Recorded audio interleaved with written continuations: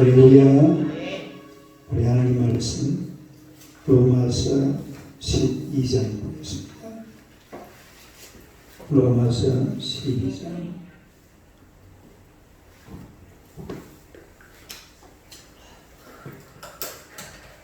로마서 12장 3절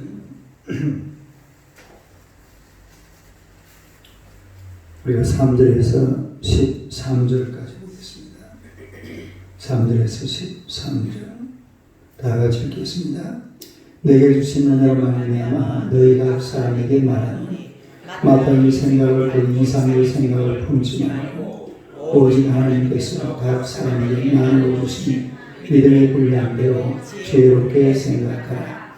우리가 한 몸에 많은 지체를 가졌으나 모든 지체가 같은 기능을 가진 것이 아니니 이와 저희 많은 사람이 그리스도 안에서 한 몸이 되어 서로 지체가 되었느니라. 우리에게 주신 은혜대로 받은 은사가 각각 다르니 혹 예언이면 믿음의 분수대로 혹 섬기는 이는 섬기는 일로 혹 가르치는 자는 가르치는 일로 혹 위로하는 자는 위로하는 일로 구제하는 자는 성실함으로 다스리는 자는 부지런함으로 긍휼을 베푸는 자는 즐거움으로 할 것이니라. 사랑은 거짓이 없나니 악을 미워하고 선에 속하라. 형제를 사랑하고 서로 우애하고 존경하고 서로 용서하며 부지런하여 게으르지 말고 열심을 품고 주를 섬기라. 소망 중에 즐거워하며 환난 중에 참으며 기도에 항상 힘쓰며 성도들이 쓸 것을 공급하며 손대접하기를 힘써라. 할렐루야. 인사하겠습니다. 오늘도 참으로 좋은 날입니다. 저희를 맞추고 있습니다. 할렐루야. 여러분의 말씀으로 믿음의 분량대로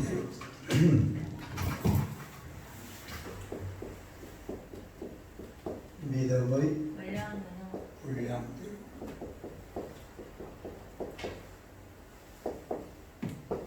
한번 읽어보겠습니다. 믿음의 분량대로 바울 사도가 교리를 이제 딱 우리가 오늘 본문을 읽어보니까 완전히 생활이죠. 생활. 다른 생활. 이 앞에는 11장까지는 처음에는 뭐 죄 문제, 그 다음에 율법 문제, 또 그 다음에는 구원과 은혜, 또 그 다음에는 뭐 이스라엘 문제. 이 전부 다 좀 딱딱한 교리에 관해서 쭉 말씀을 드렸는데 이제 12장에 딱 들어오면은 가장 첫 번째가 예배. 따라서 예배에 대해서 말씀을 하시고 그 다음에 이제 두 번째로 말씀하시는 게 믿음에 관해서 말씀하시는데 가장 중요하게 말씀하시는 것이 믿음의 분량. 따라서 믿음의 분량. 이 믿음의 분량에 대해서 먼저 말씀을 하고 있는 것을 보게 되는데 근데 이 바울 사도는 먼저 말씀하면서 자기 말을 하는 게 아니라 주신 은혜대로 아멘. 주신 은혜. 그러니까 바울 사도가 자기가 하는 이야기를 하는 게 아니라 우리가 3절을 다시 한번 봅시다. 시작. 내게 주신 은혜로 말미암아 너희 각 사람에게 말하니 마땅히 생각할 그 이상의 생각을 품지 말고 오직 하나님께서 각 사람에게 나눠주신 믿음의 분량대로 지혜롭게 생각하라. 그러니까 내게 주신 은혜로 말미암아 그렇게 말씀을 하고 있습니다. 아마 이 바울 사도가 옛날 같으면 내가 너희들에게 말하노니 내가 너희들에게 명령하노라 내가 이렇게 말할 수가 있겠지만 그러나 이제 이 바울 사도가 은혜 받은 하나님의 사람이잖아요. 그러니까 일종의 권면이거든요. 그러니까 앞에는 교리니까 사실은 교리는 권면하는 게 아니죠. 그냥 교리를 얘기하는 것이 그 교리대로 살라고 이제 그렇게 하는 것이지만 지금부터는 그야말로 완전히 권면입니다. 이제 권면인데 권면을 누가 하느냐? 바울 사도가 하지만은 사실은 바울 사도가 하는 게 아니라 주신 은혜대로. 따라합시다. 주신 은혜대로. 주신 은혜대로. 그러니까 우리가 사람이 그런 거예요. 예를 들어서 누가 내 충고를 해도 충고를 한다고 잘 듣는 게 아니잖아요. 충고를 하고 싶은 게 있지만은 내가 충고를 한다고 해서 그 사람 잘 들어주는 게 아닙니다. 괜히 충고를 하면 뭐라고 그래요?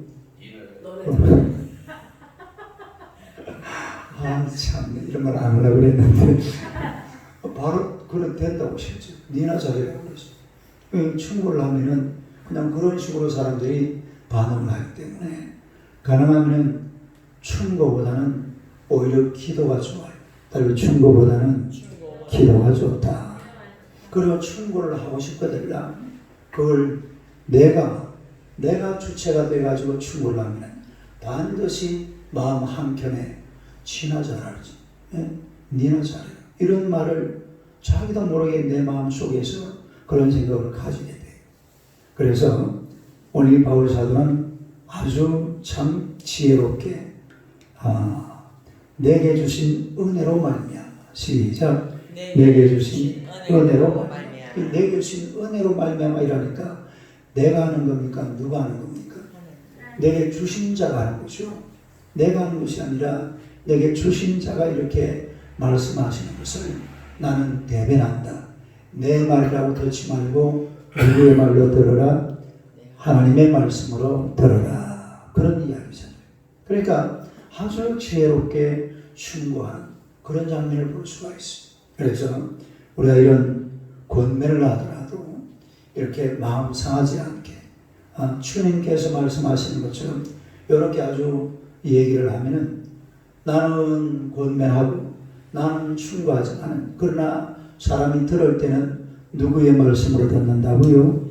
하나님의 말씀으로 듣기 때문에 하는 사람도 은혜가 되고 듣는 사람도 은혜가 되는 거죠. 그래서 이 바울 사도가 아주 지혜롭다는 것을 우리가 알 수가 있습니다. 한달합시다. 내게 주신 은혜로 말미암아. 내게 주신 은혜로 말미암아. 바울에게 주신 은혜로 말미암아 이렇게 권면하고 있는 그런 장면을 볼 수가 있습니다. 그 다음에 두 번째는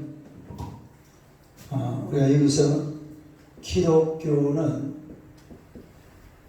공동체이다 라는 것을 알 수가 있습니다. 한번 읽어봐요. 시작. 기독교는 공동체이다. 우리 3절을 다시 한번 읽어봅시다. 시작. 내게 주신 은혜로 말미암아 너희 각 사람에게 말하는 그만.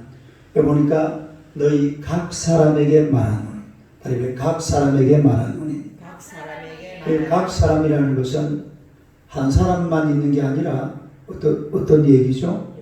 여러 사람 있는데 그 중에 각 사람 다른 각 사람 이거는 공동체를 말합니다. 여러 사람이 있는데 바울 사도가 지금 하나님의 이름을 통해서 각 사람에게 말씀하시는 그런 장면입니다.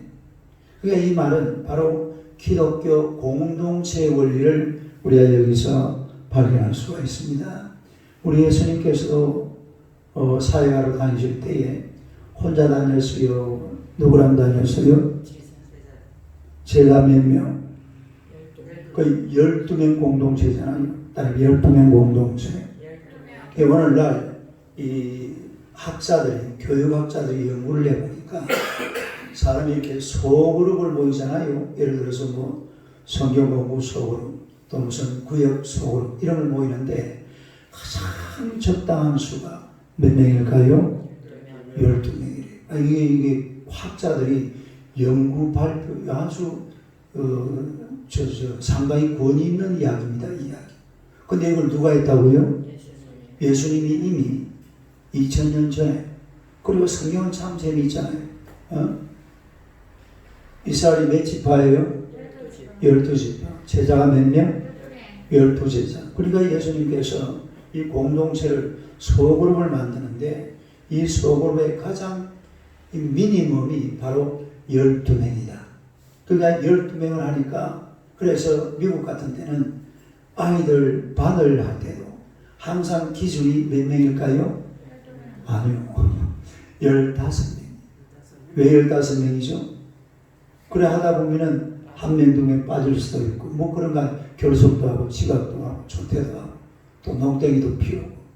그러니까 12명을 맞추다 보니까 그걸 15명을 가지고 한반으로 조정하는 이런 것도 볼 수가 있어요. 그러니까 여러분 이 성경이 그야말로 인간 매뉴얼이다 이 말이에요. 그래서 성경은 인간 매뉴얼이다. 사람이 어떻게 사는지는 다른 거 볼 필요 없어요. 뭐만 보면 돼? 성경만 보면 돼. 이런 속으로 조직하는 것도 전부 성경에 담아가 있어요. 그리고 예수님이 12명 데리고 다니면서 또 그 중에서 몇 명 뽑았어요? 3명 뽑았죠. 누구? 베드로, 야고보, 요한. 또 이 3명 뽑아가지고서 그 3명을 우리가 일종의 수제자라고 하죠. 수제자. 그러니까 수제자 3명. 그리고 12명.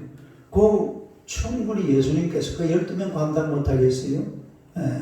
그러나 우리 인간들에게 본을 보여준 겁니다. 12명 소그루지만은 그 중에서 이 3명 또 뽑아가지고 그 사람들을 집중적으로 교육하고 그리고 또 12명을 양육하고 나중에는 전도대 파송할 때는 몇 명이 나오죠? 2명씩 보는데 그 전부 다 몇 명이었어요? 70인 전도대. 70인 전도대. 또 나중에 예수님이 부활 선전하시면서 그때에는 몇 명이 그 예루살렘 교회에 있었어요? 120명. 120문도라고 그러잖아요. 120문도. 그리고 나중에 이제 베드로가 설교하니까 몇 명이 돌아왔어요? 3,000명. 그 다음에는 5,000명. 이렇게 계속해서 확산되어 가는 것을. 그러니까 이게 3명. 그러니까 보세요. 3명이라는 게 어찌 보면 딱 3명으로 출발한 것 같아요. 맨 처음에 누굽니까? 베드로, 또 야고보, 요한, 그리고 12명, 그리고 70명, 그 다음에 120명, 또 저 고린도 전서 15장에 보니까 예수님께서 부활하셔가지고 바울이 그랬잖아요. 또 누구한테 나타내 보이시다고 그랬어요? 500여 형제. 그리고 나오는 숫자가 3,000명, 5,000명, 헤아릴 수 없는 이런 무리로 쭉 성장해가는 그런 것을 볼 수가 있습니다. 그래서 기독교는 공동체 원리, 그러니까 공동체라는 것은 그 안에서 각자 역할이 따로 있다 이 말입니다. 각 사람에게 이 말은 각 사람의 믿음의 분량대로 그런 뜻 아니겠어요? 그래서 공동체 안에서는 이런 각 사람에게 믿음의 분량대로 나누어주는 그런 모습을 보게 되고, 그 다음에 이제 세 번째는 믿음의 뭐대로 살라? 분량대로 살라. 분량대로 살라.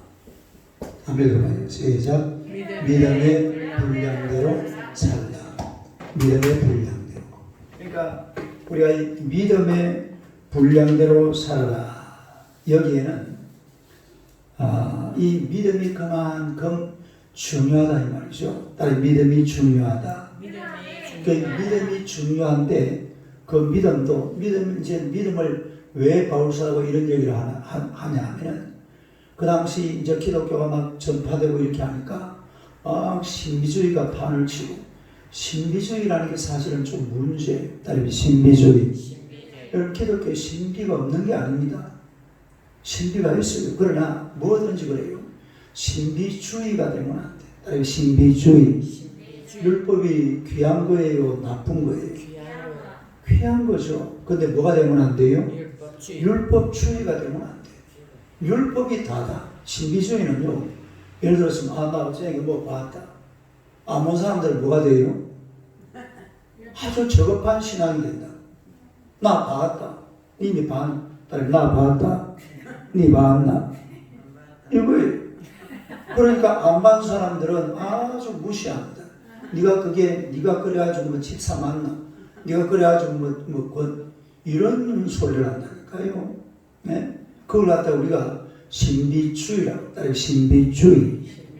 신비는 중요합니다. 신비는 분명히 있어요. 그러나 뭐는 있어서는 안 된다?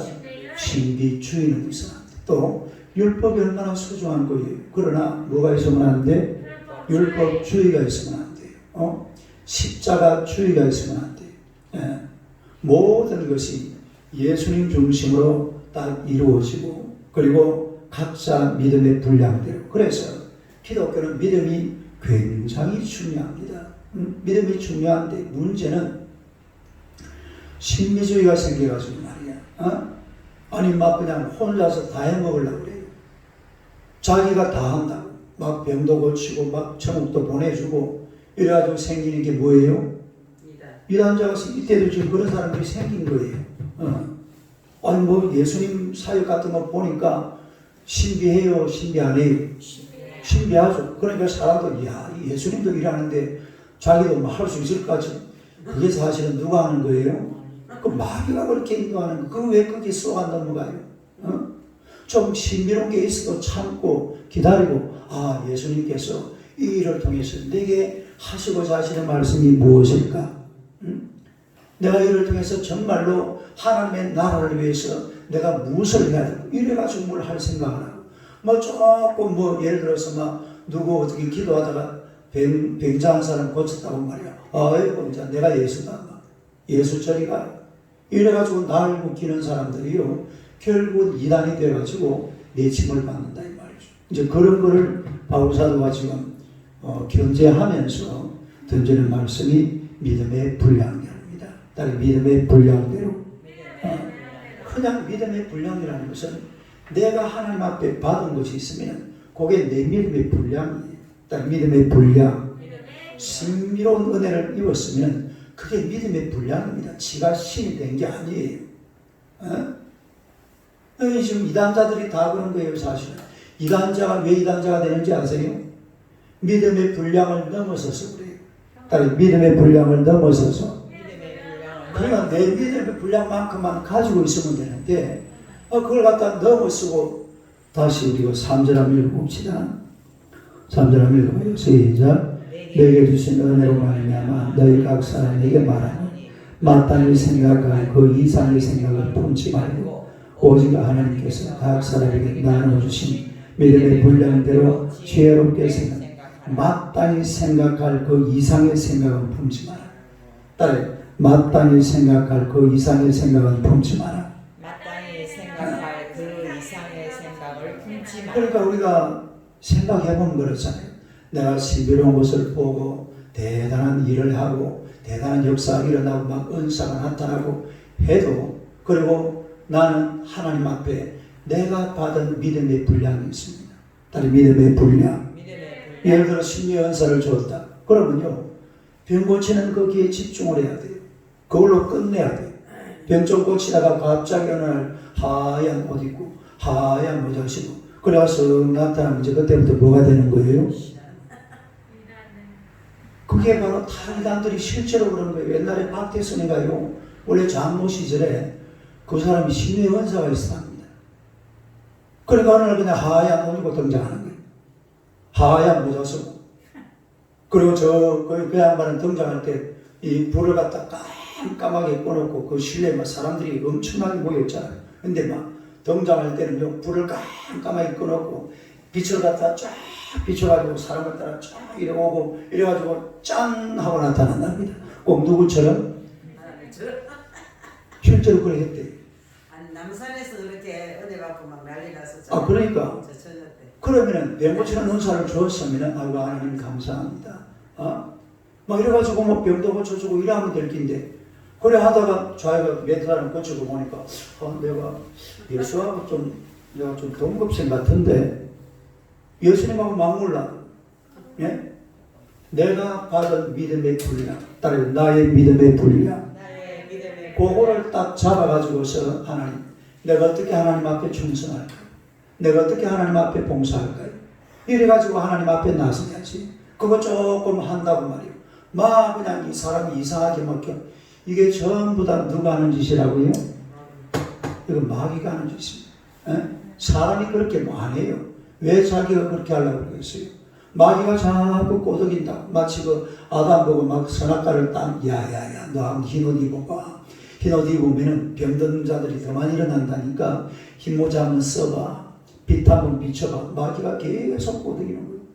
이래가지고 결국은 지가 그리스도가 되고 내가 감람나무다. 박대수는 나는 참 감람나무다 그랬거든요.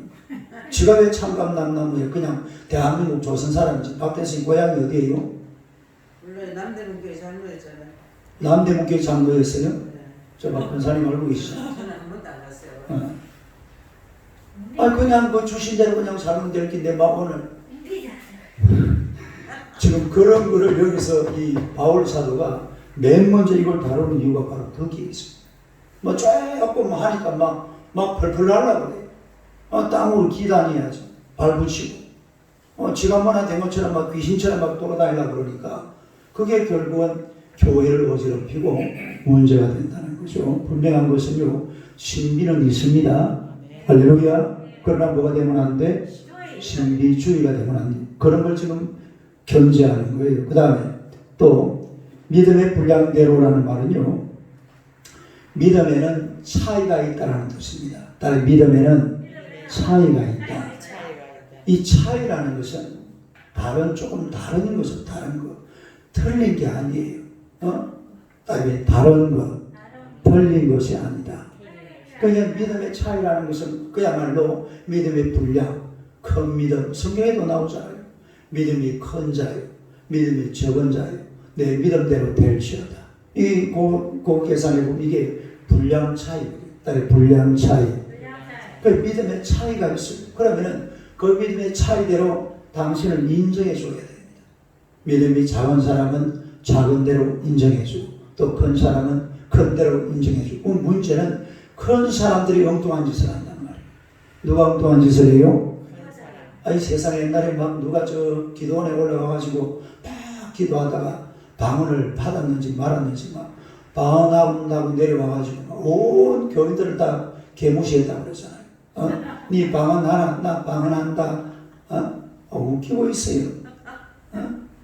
하면 하는 대로, 하나님 앞에 주신 것은 주신 대로 하나님의 나라 영광 위에 살아야죠.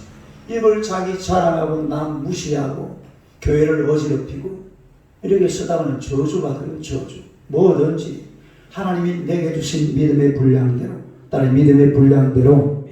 믿음에는 뭐가 있다? 차이가 있다. 차이가. 믿음이 작은 사람은 믿음이 작은 것도 인정해서 아이고 교회 나오는 것만 해도 고맙다. 막 이런 식으로 나가야지. 아니 네 교회 나온 지가 벌써 얼마나 됐는데 아직 그 모양 그 꼴이야. 뭐 이런 식으로 나오면은 이건 아주 곤란해요. 그렇게 생각하고 말하는 사람들은 진짜 그 사람 속에 예수님이 딱 보면은 그 별로 믿음이 없을지도 몰라요. 그러니까 사람들을 인정해주고, 그러니까 믿음에는 차이가 있다라는 것을 우리가 인정을 해야 될 줄로 믿습니다. 그 다음에 또 믿음은 누가 주십니까? 이건 하나님이 주는 겁니다. 믿음은 하나님이 주는 것이 내가 믿음을 갖고 싶다고 해서 믿음이 가져지는 것도 사실은 아니에요. 그러니까 예수를 주로 시인할 수 있는 사람은 성령이 역사하시는 거예요. 네? 성령으로 말미암아 예수를 주라 시인하게 될 줄로 믿습니다. 고린도전서 12장 3절 한번 봐봐요. 고린도전서, 오늘은 로마서 12장 3절인데 고린도전서 12장 3절 한번 읽어봐요. 시작. 그러므로 내가 너희에게 말하노니 하나님의 이름으로 말하는 자는 누구든지 예수를 저주할 자라 하지 아니하고 또 성령으로 아니하고는 누구든지 예수를 주시할 수 없느니라. 이 성령으로 아니하고는 뭘 할 수가 없어요? 누구든지 예수를 주시할 수 없느니라. 그렇게 말씀을 하고 있어요. 그래서 우리가 이 하나님 앞에서 믿음이라는 것은 하나님이 주신 것인 줄로 믿습니다. 이 큰 믿음도 누가 준 거예요? 하나님이 준 것. 작은 믿음도 하나님이 준 것.